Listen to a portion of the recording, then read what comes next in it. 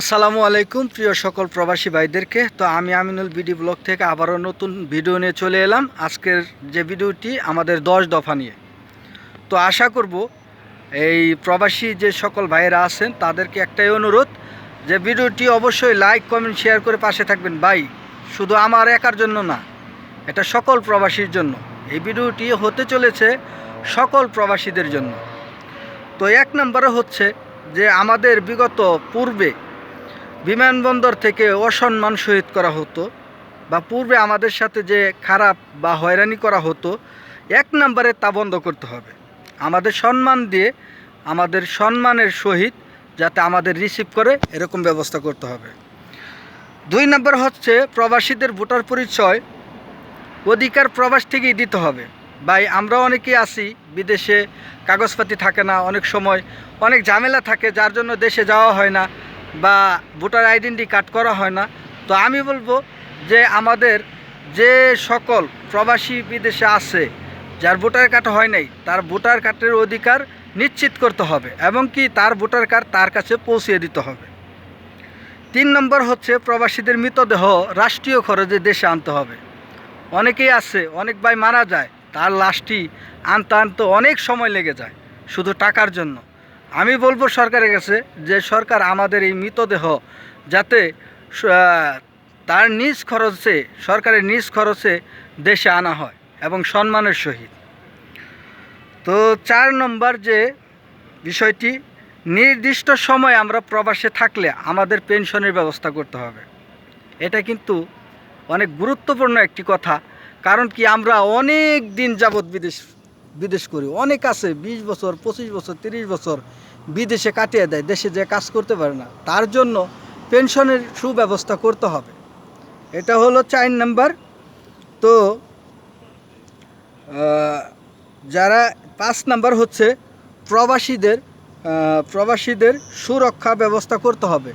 অনেক প্রবাসী আছে যার কোনো লোক নাই, তাদের যে সমস্যা থাকে এই সমস্যাগুলো সমাধান করতে হবে সরকারের। এটা হচ্ছে বিনীত অনুরোধ। কারণ এই সুরক্ষিত একটা মানে অনেক একটা ইম্পর্টেন্টের জায়গা। কারণ কি অনেক প্রবাসীদের দেশে লোক থাকে না, সেই ক্ষেত্রে যাতে সাহায্য পাই, সেই জন্যই এই ব্যাপারটি। আর 6 নম্বর হচ্ছে যে আমরা অতি সহজে যাতে আমাদের পাসপোর্টগুলো আমরা দালাল মুক্ত হাতে পাই। কারণ এখনকার আমার কথা হচ্ছে যে আমি বাংলাদেশে একজন নাগরিক, সেটা আমার ভোটার পরিচয়পত্রই বলে দিবে। তো আমার এই পাসপোর্টের জন্য আমাকে অনেক হয়রানি হতে হয়। তো এই হয়রানি প্রথমত বন্ধ করতে হবে এবং কি দালাল মুক্ত পাসপোর্ট আমার হাতে পেতে চাই, সেই ব্যবস্থা করতে হবে। 7 নম্বর, যে সকল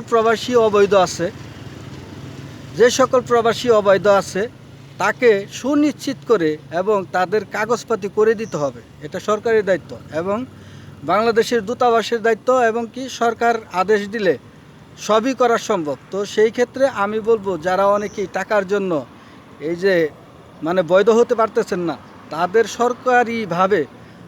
তারা সরকারিভাবে এই প্রবাসীদেরকে আপনার বৈধ করে দিতে হবে। তো 8 নম্বর যে দফা, 8 নম্বর হচ্ছে এই যে প্রবাসী কষ্ট বানিয়ে দিতেছে প্রবাসী কার্ড। আমার ফ্যামিলি রেখে চলে আসছি, আমার ফ্যামিলিতে দেখার মতো কেউ নাই, তাই আমি বলবো যে আমার প্রবাসী কার্ড বানিয়ে দেওয়া হোক, যাতে আমার এই প্রবাসী কার্ড দেখে আমার ফ্যামিলি যে কোনো জায়গায় সাহায্য পায়।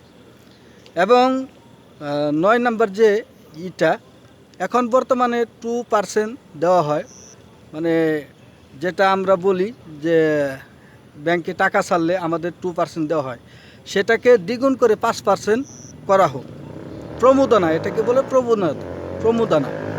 তো আমাদের এই 5 নম্বর বিষয় 5% দিতে হবে।